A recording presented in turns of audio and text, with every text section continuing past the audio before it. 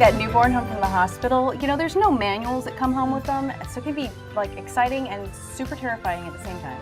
I remember when I brought Taylor home from the hospital, I had no clue what to do with him. So all I did was hold him, because I was just afraid to even put him down. Right, I know. Well, to demystify those first few days at home, we've invited Dr. Laura Jana from the Pampers Parenting Network. She is the author of Heading Home with Your Newborn. Wonderful book. book. She's talking about. Yes, so welcome to MommyCast. So good to join you. The first thing is feeding the baby. I mean, if you're breastfeeding, you're bottle feeding, and that in and of itself is a whole kind of an area that a lot of people are just clueless in and have to learn very quickly, and if it's not going right, figure out what to do and that's right where you away. want that close relationship, because those first few days are so important, whether you're establishing breastfeeding or you're bottle feeding.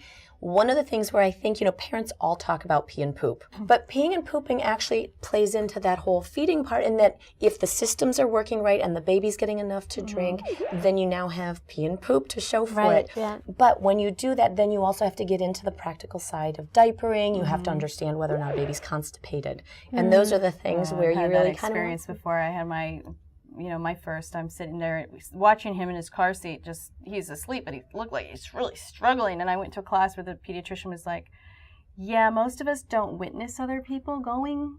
A lot of us make those faces, and that's okay. It's not a sign of constipation. It's just they're going. And I was like, oh, what a relief, Right. Constipation throws people, because babies can make a whole lot of noise and effort and not be constipated. Right. But it is something to discuss with your pediatrician. The other thing is the colors of poop.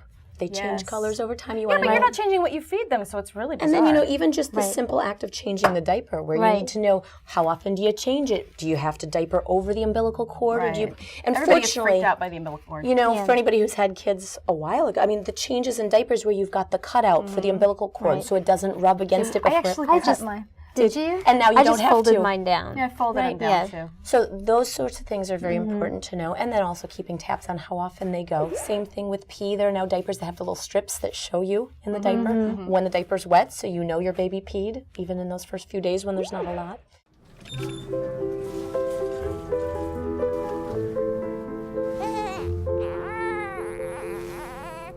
A touch can be so calming, but on newborn sensitive skin, it should be as gentle as possible. Now Pampers Sensitive are the only sensitive diaper and wipe clinically proven mild on some of the most sensitive skin. For a calming touch, now clinically proven mild. Pampers Sensitive. Pampers Gifts to Grow Rewards program recognizes all that you do for your baby by giving you something back.